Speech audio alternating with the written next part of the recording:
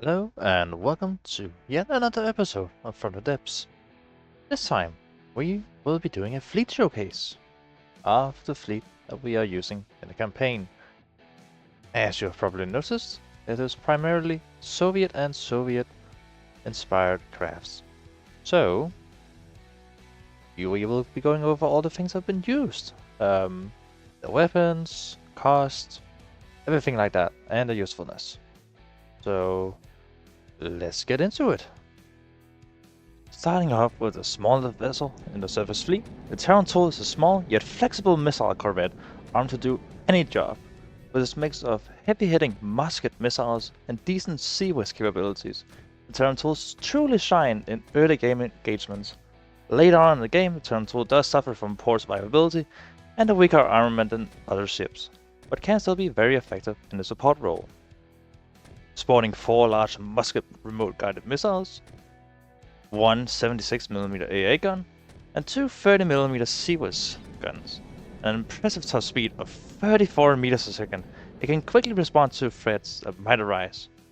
However, due to the amount of general processing cards, the superstructure is filled with vulnerable GPP cards, making it vulnerable in that regard. However, at only 115,000 materials, it can be pumped out in large numbers and therefore remain relevant later in the game. The armor consists of a 1 meter middle layer, backed by a meter of heavy armor slopes, beam slopes, and a layer of alloy. It is very heavy for its size. Also, a side note, as you have probably seen, it's very top heavy, so sharp turns is not a good idea for these. Coming up is the Bravi class, an effective multi-role destroyer capable of engaging both surface and air and underwater threats. Its main armament, the 130mm gun, is especially effective against lightning hoods and white flares craft, while two SAN-2 missiles on the back can provide good air coverage against fighters, and the main gun can even help there. Equipped with a single 130mm armor-piercing high-explosive railgun, 2 remote-guided incendiary AA missiles, 5 torpedoes, and 3 45mm sea whiz guns, the Bravi can effectively lead or escort whole fleets, being able to use the main gun and AA missiles for both surface and air warfare, while torpedoes can take care of light submarines, and its CVs can lock down entire airspace for missiles and cram cannons. Its main weakness is its speed at only 22 meters a second. It will slow down fleets a lot, but the trade-off is very effective escort capabilities. All this for only around 170,000 materials. Its armor is very much like that of the Teran Tool at only a 1 meter outer layer of metal, backed by a layer of heavy armor beam slopes and a layer of alloy, so very light for its size.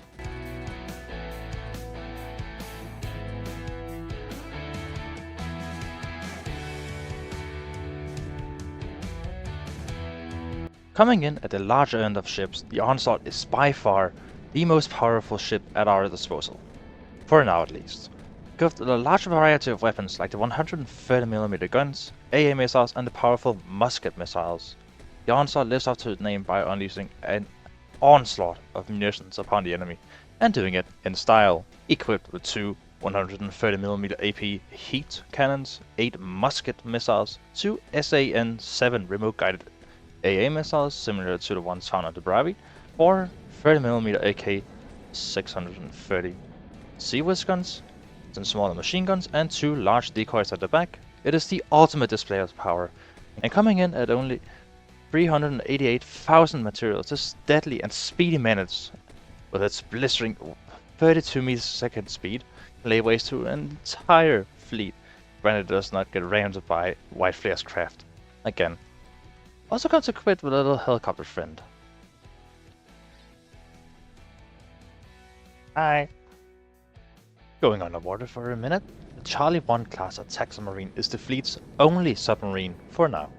Extremely dangerous with its 8 large heat missiles and 6 torpedoes, this underwater death pole can effectively hunt surface targets, supporting fleets with its large number of missiles. With 8 P-70 anti-ship missiles and 6 torpedoes, a lot of torpedo interceptors, and a sonar decoy, also affectionately known in the community as a distraction stick. The Charlie 1 is the ultimate silent killer. Its speed is quite limited though, at only 21 meters a second, so it will slow down fleets even more than the Bravi. However, it brings huge amounts of offensive power to a fleet, making it very useful for its price tag of almost 160,000 materials. This is quite cheap for what it brings to the table. The armor is very thin though, at only a meter of metal, backed by a layer of metal beam slopes.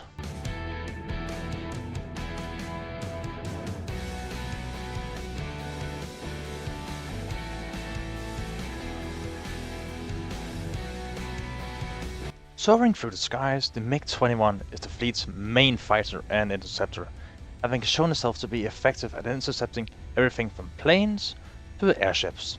Just don't let these guys near the lightning hoods, they will eat them for breakfast.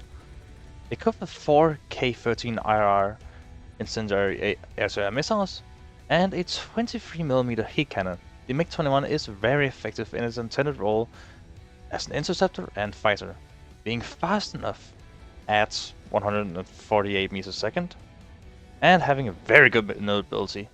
The MiG rules the skies as long as no lasers are involved. At only 28,000 materials, this little menace is a worthy addition to any air force.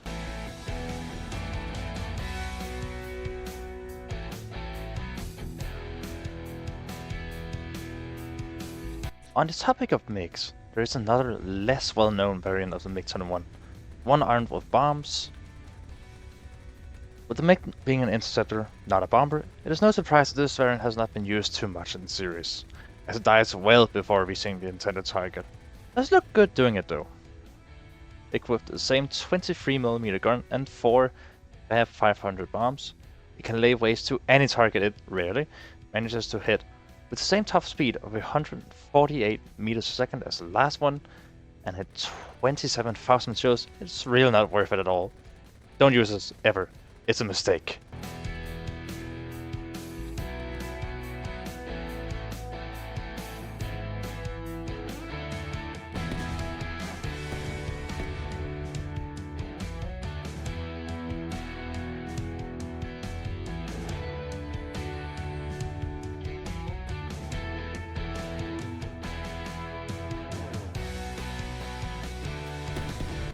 Moving on to the logistics of the fleet. The Soviet Naval Barracks and Resource Collector is a small, unarmed, and very cute little resource collection base. There's not much to it, just a barracks, an oil derrick, and some mannequin fun. This is the main collector of the fleet. But it is not seen as much because, well, it's a collector is meant to be in the background, logistics and stuff. So, not much to it. However, here we see the main Soviet naval outpost where all the ships will be built. It's based on a Soviet outpost in Afghanistan, just navalized and now made into a dock.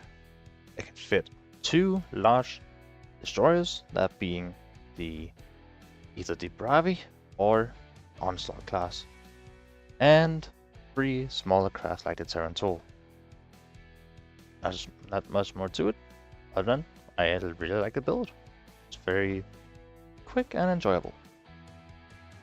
But folks, that's it for today. I really hope you've enjoyed watching the fleet in more detail than just me quickly going over them in the videos. So I'll see you all in episode 6 of the series. Bye bye.